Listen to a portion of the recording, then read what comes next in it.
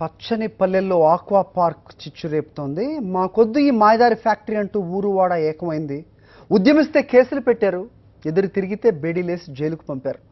మగాళ్లు జైళ్లలో మగ్గుతుంటే మహిళలు పిల్లలు తిండికి అలమటిస్తున్నారు. పశ్చిమ గోదావరి జిల్లా తుందూరు పరిసర గ్రామాల్లోని భయానక పరిస్థితులపై మా ప్రతినిధి వినాయక్ అందిస్తున్న స్పెషల్ స్టోరీ చూద్దాం.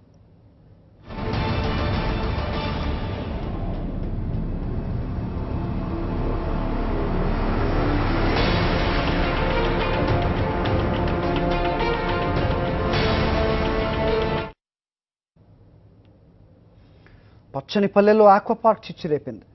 ఫ్యాక్టరీ నిర్మాణాన్ని వ్యతిరేకిస్తున్న గ్రామస్తులపై చంద్రబాబు సర్కార్ అక్రమ కేసులు బనాయించి మెడలు వంచాలని ప్రయత్నిస్తోంది.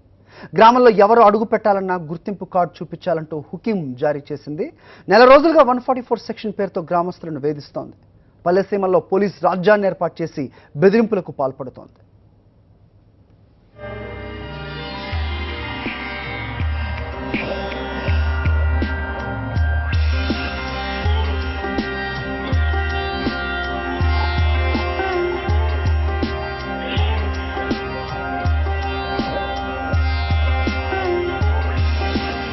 ప్రశాంతతకు, పచ్చని వాతావరణానికి పశ్చిమ గోదావరి జిల్లా ప్రసిద్ధి.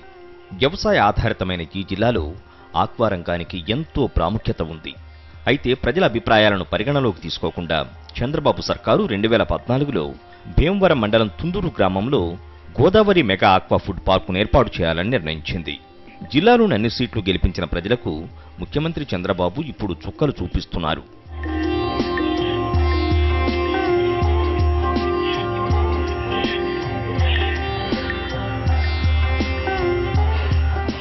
₹150 కోట్ల వ్యయంతో ఈ ఫుడ్ పార్కును భీమవరం పట్టణానికి చెందిన ఆనంద్ గ్రూప్ ఆఫ్ ఇండస్ట్రీస్, మాజీ ఎమ్మెల్యే, టీడీపీ నేత చెరుకువాడ శ్రీరంగనాథరాజు కలిసి నిర్మిస్తున్నారు. ఇందులో కేంద్ర ప్రభుత్వం రాయితీ 50% కాగా బ్యాంకు లోను 40%, మిగిలిన 10% మాత్రమే వీరు పెట్టుబడి పెడుతున్నారు. ప్రభుత్వ, ప్రైవేటు భాగస్వామ్యంతో సుమారు 3000 టన్నుల సామర్థ్యం కలిగిన ఆక్వా ఉత్పత్తులను నిల్వ చేసుకునే విధంగా ఈ పరిశ్రమ నిర్మాణం జరగబోతోంది. అయితే చేపల చెరువుల ఏర్పాటుతో భీమవరం, నరసాపురం మండలాల్లోని తుందూరు, జొన్నలగరువు, కే బేతపూడి పరిధిలో సుమారు 70 ఎకరాలను కొనుగోలు చేసి ఆ తర్వాత ఫుడ్ పార్క్ ఏర్పాటు చేస్తున్నట్లు హఠాత్తుగా ప్రకటించారు. దీంతో బిత్తరపోయిన ఆయా గ్రామస్తులు ఫ్యాక్టరీ నిర్మాణంతో తమ పచ్చని ప్రాంతాలు కాలుష్య కోరాల్లో చిక్కుకుంటాయని నిర్మాణాన్ని వ్యతిరేకిస్తూ ఆందోళనలు ప్రారంభించారు. 2 ఏళ్ల క్రితం ఓ కమిటీగా ఏర్పడి ప్రారంభమైన ఆందోళనలు నేడు తీవ్రస్థాయికి చేరుకున్నాయి.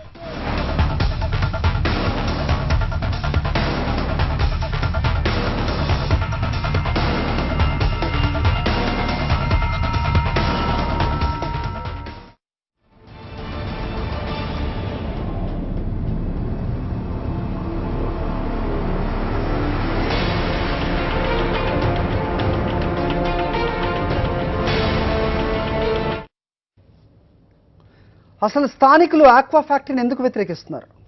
ఫ్యాక్టరీ వల్ల ఆ ప్రాంతానికి జరిగే నష్టం ఏంటి? గ్రామస్తుల వాదన ఏంటి?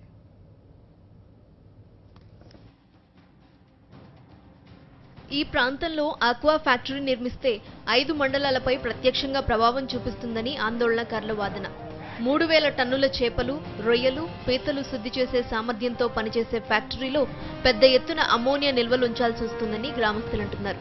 ఇక్కడి నుంచి గొంతేరు కాలువలోకి వ్యర్థాలను వదిలితే నరసాపురం, పాలకొల్లు, భీమవరం, వీరవాసరం, మొగల్తూరు మండలాల్లోని 20 గ్రామాలలో 30,000 ఎకరాల ఆయకట్టుకు కాలుష్యం ముంపు ఉంటుందని ఆందోళన చెందుతున్నారు.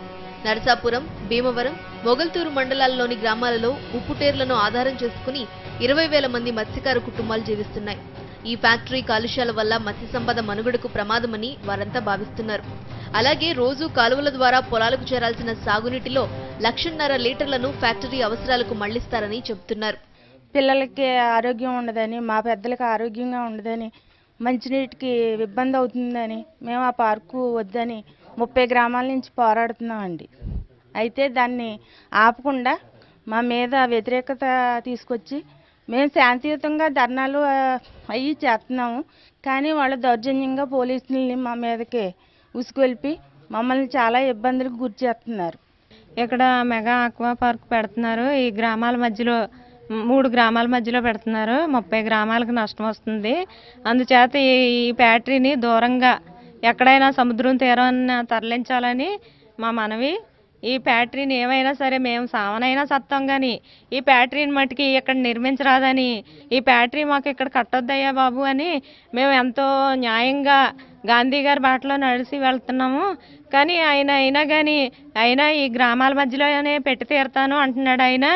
ఈ ఫ్యాక్టరీని ఏమైనా సరే ఈ సముద్రం పక్కకే తీసుకెళ్ళి కట్టుకోమని మేము అనుకుంటున్నాము. ఫ్యాక్టరీ నిర్మాణ విషయంలో గత కొన్ని నెలలుగా నాటకీయ పరిణామాలు జరుగుతున్నాయి. ఫ్యాక్టరీ నిర్మాణాన్ని వ్యతిరేకిస్తున్న ఆందోళనకారులు మొదట్లో భీమవరం, నరసాపురం టీడీపీ ఎమ్మెల్యేలు అంజిబాబు, మాధవనాయుడు బహిరంగంగా మద్దతు పలికారు. కానీ తాజాగా సీఎం హెచ్చరికల నేపథ్యంలో ఎమ్మెల్యేలు సైతం బాధితులను కనీసం దగ్గరికే రానివ్వటం మానేశారు. ఈ ప్రాంతంలో ఫ్యాక్టరీ నిర్మాణం వద్దని 21 గ్రామ పంచాయతీలు తీర్మానం చేసినా కూడా చంద్రబాబు సర్కార్ మొండిగా ముందుకు వెళ్తూ ఉండటం గ్రామస్తులకు ఆందోళన కలిగిస్తోంది.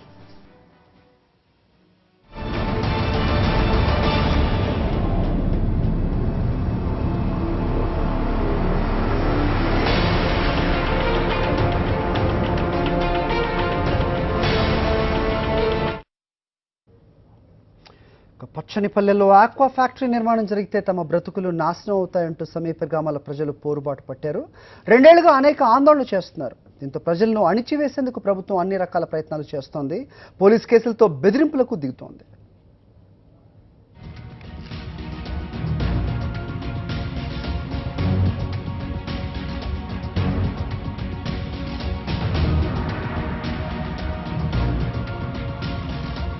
ఎప్పుడూ ప్రశాంతంగా ఉండే గ్రామాల్లో ఇప్పుడు పోలీసు రాజ్యం నడుస్తోంది.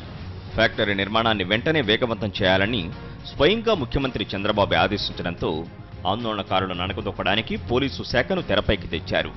గతంలో ఫ్యాక్టరీ వద్ద జరిగిన గొడవలో పోలీసులను కొట్టారనే ఆరోపణలపై 37 మందిపై 307 సెక్షన్ల కింద అక్రమ కేసులు పెట్టి అరెస్టు కూడా చేశారు. 37 మందిపై ఏకంగా హత్యాయత్నం, 85 మందిపై బైండోవర్ కేసులు పెట్టినట్లు తెలుస్తోంది. అంతేకాకుండా 50 మంది వృద్ధులు, మహిళలపై మరికొన్ని అడ్డగోలు కేసులు బనాయించి బెదిరింపులకు గురిచేశారు. అంతేకాకుండా నర్సాపురం సబ్ కలెక్టర్ ఆదేశాల మేరకు ఆయా గ్రామాలలో ముందుగా గత నెలలో 144 సెక్షన్లు విధించారు. ఆ తర్వాత గ్రామాల్లో భారీ ఎత్తున పోలీసులను మోహరించారు. సరిహద్దుల్లో పోలీస్ పికెట్ ఏర్పాటు చేశారు. ఇక గ్రామాల్లోకి ఎవరు వచ్చినా, బయటకు ఎవరు వెళ్లినా కూడా గుర్తింపు కార్డు తప్పనిసరిగా చూపించాల్సిందే. గ్రామాలలో భయానక వాతావరణానికి, అక్రమ కేసులకు భయపడి కొంతమంది పురుషులు అజ్ఞాతంలోకి వెళ్లిపోయారు. మరికొందరు జైళ్లలో మగ్గుతున్నారు. మరోవైపు తమ భర్తలకు ఏం జరుగుతుందనే భయంతో చంటి పిల్లలతో మహిళలు గ్రామాల్లో నిద్రలేని రాత్రులు గడుపుతున్నారు.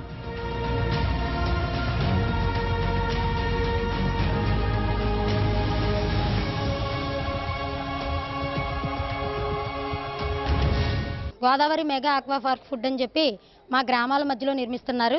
మేము ఫ్యాక్టరీలు ఎప్పుడు కూడా వ్యతిరేకం కాదండి. మేము ఫ్యాక్టరీలు వద్దని చెప్పట్లేదు. ఫ్యాక్టరీలు కట్టుకోండి, కానీ జనసంచారానికి కొద్దిగా దూరంగా కట్టుకోండి అని చెప్తున్నామండి. ఇలా చెప్తుంటే ఈ 3 సంవత్సరాల నుంచి పోరాటం చేస్తున్నామండి. కానీ మాధవనాయుడు గారు, ఈ భీమవరం అంజిబాబు గారు ఫ్యాక్టరీ ఆపేస్తామని చెప్పి 5 నెలల పాటు ఫ్యాక్టరీని ఆపారండి.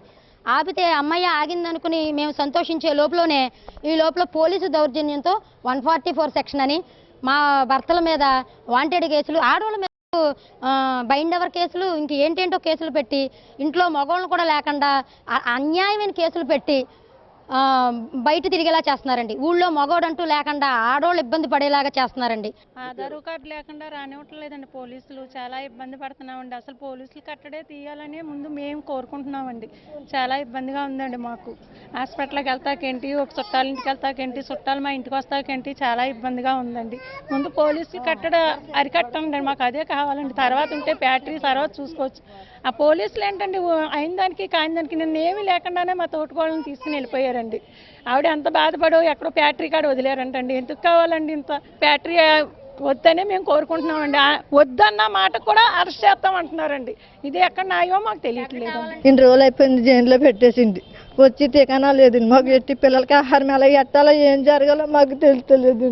మా భర్తల మీద అనేక రకాలుగా కేసులు పెట్టారండి. ఇప్పటికి మా ఊరు నుంచి మా భర్తలు వెళ్ళిపోయి 20 రోజులు అయిందండి. 20 రోజుల నుంచి ఇప్పటికి ఇంటికి రాలేదు. తర్వాత పోలీసులు వేధింపులు చాలా ఎక్కువగా ఉన్నాయండి మాకు. కానీ పాకిస్తాన్ బార్డర్లో కూడా లేదండి ఇటువంటి 144 సెక్షన్ పెట్టి రోజు మాకు 20 రోజులైంది. పాకిస్తాన్ బార్డర్లో కూడా పెట్టండి ఇన్ని రోజులు 144 సెక్షన్. కానీ పాకిస్తాన్ కంటే దారుణం అయిపోయిందండి మా ఊరు. మా నాయకులను అడిగితే మా నాయకులు ఎదరికి రావట్లేదండి. కానీ పోలీసుల మట్టికి మా రోడ్ల మీద కానీ మా ఇళ్ల దొరుపుని కానీ ఉంటాక లేదు. మా మగోళ్ళ మీద పెట్టిన కేసుల మట్టికి మొత్తానికి తీసేయాలండి. గడిగడికి బెదిరించకుండా ఉండేలా చూడండి. ముందుల మట్టికి వాళ్ళ ఫ్యాక్టరీ కట్టుకుంటే వాళ్ళ ఫ్యాక్టరీ చుట్టూ పెట్టుకోమనండి, మేము వద్దనమండి. వాళ్ళ ఫ్యాక్టరీ కట్టుకోమనండి, మా ఇళ్ల మయ్యాన్ని కాదండి, దూరంగా కట్టుకోమనండి. పోనీలండి, మీరు ఆ ఫ్యాక్టరీయే కట్టుకోవాలన్న పనే ఉందండి. ఇంకొక దేనికైనా కట్టుకున్నారనుకోండి మేము సహకరిస్తామండి. మిమ్మల్ని మొత్తం ఫ్యాక్టరీ కట్టుకోవద్దని అంటలేదండి. మీరు ఈ ఫ్యాక్టరీ వద్దండి, ఏ ఫ్యాక్టరీ అన్నా కట్టుకోండి. నా భర్తను అన్యాయంగా అరెస్ట్ చేశారండి. 2 పిల్లల్ని నెట్టుకుని బతుకుతున్నానండి. పనికి వెళ్ళి వచ్చి చేస్తే కానీ మేము తినడానికి దిక్కులేదండి. ఈ రోజుకి 20 రోజులండి నా భర్తను తీసుకెళ్ళిపోయి నా పిల్లలకు అడుక్కుని తినే గదికి తీసుకొచ్చారండి. మేము ఫ్యాక్టరీ వద్దనట్లేదు, కట్టుకోండి, జనాల మధ్యన కాకుండా దూరంగా ఎక్కడన్నా కట్టుకోమని అంటున్నాము. మా బావగారు ఇదే గొడవలోని ఫరారైపోయారు, ఎక్కడికో వెళ్ళిపోయారు. పిల్లల్ని భార్యను వదిలేసి 3 పిల్లలు చంటి పిల్లలు నెట్టుకుని బతుకుతుంది నా తోడుకోళ్ళ ఇంటికాడ. 2 పిల్లలు నెట్టుకుని మా అత్తగారు నెట్టుకుని బతుకు. ఏ రోజు ఏ పోలీసులు రోడ్లు అంటా తిరుగుతుంటే భయం వేస్తుందండి. ఎప్పుడు మమ్మల్ని ఎక్కడ తీసుకెళ్ళిపోతారని. తీసుకెళ్ళిపోయినా పర్వాలేదండి, నా భర్తతో పాటు నేను వెళ్ళి కూర్చుంటాను. కానీ ఈ విషయం గురించి ఫ్యాక్టరీ ఆపాలి. ఈ విషయమనే కాదు, ఏ విషయం గురించి అయినా నేను ఇక్కడ పిల్లలతో 2 పిల్లలతో బతుకుతున్నానంటే ఎక్కడికైనా రావడానికి సిద్ధంగా ఉన్నానండి. ఇక్కడ మంచంపై పడుకున్న ఈ వ్యక్తి పేరు ఆరేటి సత్యనారాయణ. గత కొన్నాళ్లుగా క్యాన్సర్ వ్యాధితో బాధపడుతున్నాడు. ఇతని భార్య, కొడుకుపై పోలీసులు తప్పుడు కేసు బనాయించి జైలుకు పంపారు. గత కొద్ది రోజులుగా తన బాగోగులు చూసేవారు లేక దిక్కులేని వారిలా దీనస్థితిలో ఉన్నాడు. ఇలాంటి ఉదాహరణలు ఆయా గ్రామాల్లో ఎన్నో కనిపిస్తాయి. మా ఆవిడని మా అబ్బాయిని అరెస్ట్ చేశారండి. నాకు వండి పెట్టి దిక్కు లేదండి. ఎవరో చిన్న పాప వండుతుంది, పూట తింటలేదండి. నేను మొన్న ఆపరేషన్ అయిందండి, పెద్ద ఆపరేషను. నాకు హెల్త్ బాగోలేదండి. అంత నాకు క్యాన్సర్ కింద కంటి కింద పోయిందండి లోన. అది హైదరాబాద్లో ఆపరేషన్ చేశారండి. అది బాగానే ఉందండి కింద. ఇప్పుడు కొద్దిగా బాధలో ఉన్నాయనుకోండి. ఎంతగా నాకు భోజనం సరిగ్గా కుదురుతులేదండి. మా ఆడవాళ్ళనేమో అరెస్ట్ చేసి తీసిపోయారండి. అవును, దయించి మనకి పెందగడ పంపితే ఇప్పుడు మొన్న ఈ ఫ్యాక్టరీ గొడవలోని ఈయన భార్యని వాళ్ళ అబ్బాయిని కూడా అరెస్ట్ చేశారు. అరెస్ట్ చేసిన తర్వాత పాపం ఈయనకేమో క్యాన్సర్ అయితే ఇప్పుడు ఈయనకి ప్రజెంట్ చూసి చేసి చెందేవాళ్ళు కూడా లేరు. పాపకేమో పెళ్ళి అయిపోయి అత్తారింటికి వెళ్ళిపోయింది. ఇప్పుడు ఈయనకి కనీసం మందులు టయానికి మందులు ఇచ్చేవాళ్ళు కూడా లేక ఈయన చాలా అవస్థలు పడుతున్నారు. కాబట్టి దయవుంచి కలెక్టర్ గారు ఈయనకి తగిన న్యాయం చేస్తారని కోరుతున్నాం. ఫ్యాక్టరీ నిర్మాణానికి తాము వ్యతిరేకం కాదని, జనావాసాలకు దూరంగానే నిర్మించాలంటున్నామని బాధితులు అంటున్నారు. పోలీసు కేసులకు భయపడేది లేదని, ప్రభుత్వం తన నిర్ణయాన్ని మార్చుకునేదాకా పోరాడతామంటున్నారు.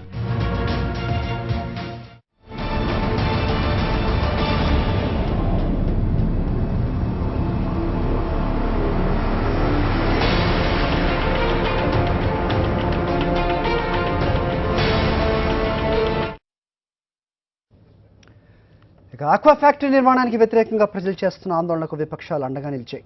వామపక్షాలు, వైఎస్ఆర్ కాంగ్రెస్ పార్టీ బాధితులకు మద్దతు ప్రకటించాయి. వైఎస్ఆర్సీపీ పశ్చిమ గోదావరి జిల్లా అధ్యక్షుడు ఆళ్ల నాని ఆధ్వర్యంలో పార్టీ నేతల బృందం జిల్లా కలెక్టర్, ఎస్పీని కూడా కలిసింది. గ్రామాల్లో 144 సెక్షన్ ఎత్తివేయాలని, అక్రమ కేసులను ఆపాలని డిమాండ్ చేశారు.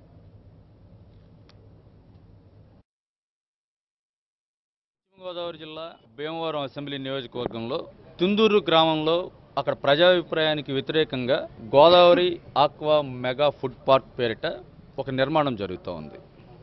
ఆ నిర్మాణంలో అక్కడ ఉన్నటువంటి ప్రజలకు ఉన్నటువంటి అనుమానాలను గాను, ఒకవేళ అనుమానాలు నిజమైతే వాటికి సంబంధించి అనుమానాలన్నింటినీ కూడా నివృత్తి చేసేటువంటి కార్యక్రమం ఏమాత్రం చేపట్టకుండా అక్కడ ప్రజలందరినీ కూడా నిర్బంధంగా వారిని అణచివేత ధోరణితో, అసలు అక్కడ మనం ప్రజాస్వామ్య వ్యవస్థలో ఉన్నామా లేకపోతే ఏదైనా అటవిక రాజ్యంలో ఉన్నామా కూడా తెలియనటువంటి పరిస్థితుల్లో అక్కడ ఉన్నటువంటి ఆ పరిసర గ్రామాలకు సంబంధించి ఆ ప్రజలందరూ కూడా తీవ్రమైనటువంటి ఇబ్బందులు పడుతూ ఉంటే వారిని ఆ రకమైనటువంటి అణచివేత ధోరణితో నిర్బంధంగా వారిని ఇళ్లలోంచి కూడా బయటికి రాకుండా అక్రమంగా కేసులు పెడుతూ వారిని ఈ విధంగా ఫ్యాక్టరీ నిర్మాణం చేయటం వైఎస్ఆర్ కాంగ్రెస్ పార్టీ దీన్ని తీవ్రంగా ఖండిస్తూ ఉంది. తుందూరు గ్రామం, అలాగే బేతపూడి గ్రామం, కంసాల బేతపూడి, ఈ గ్రామాలన్నీ కూడా 3 గ్రామాలు కూడా ఎవరిని రక్షణ కోరాలి.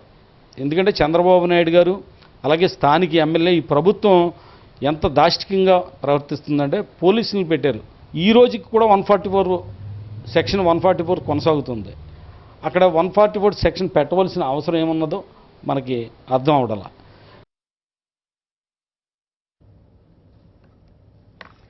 గత 2 ఏళ్లుగా ఆందోళన చేస్తున్న గ్రామస్తులపై అక్రమ కేసులు బనాయించి మరీ ఆక్వా పార్క్ నిర్మాణానికి రాష్ట్ర ప్రభుత్వం శ్రీకారం చుట్టడంపై సర్వత్రా విమర్శలు వస్తున్నాయి. మరోవైపు బాధితులకు అండగా ఉండి పోరాడేందుకు వైఎస్ఆర్సీపీ బృందం త్వరలో గ్రామాల్లో పర్యటించనుంది. నివేదికను తయారు చేసి పార్టీ అధ్యక్షుడు వైఎస్ జగన్ కు పంపించబోతున్నారు. ఈ నేపథ్యంలో త్వరలోనే ప్రతిపక్ష నాయకుడు వైఎస్ జగన్ ఆయా గ్రామాలను సందర్శించి బాధితులతో మాట్లాడే అవకాశం ఉందని స్థానిక పార్టీ నేతలు తెలిపారు.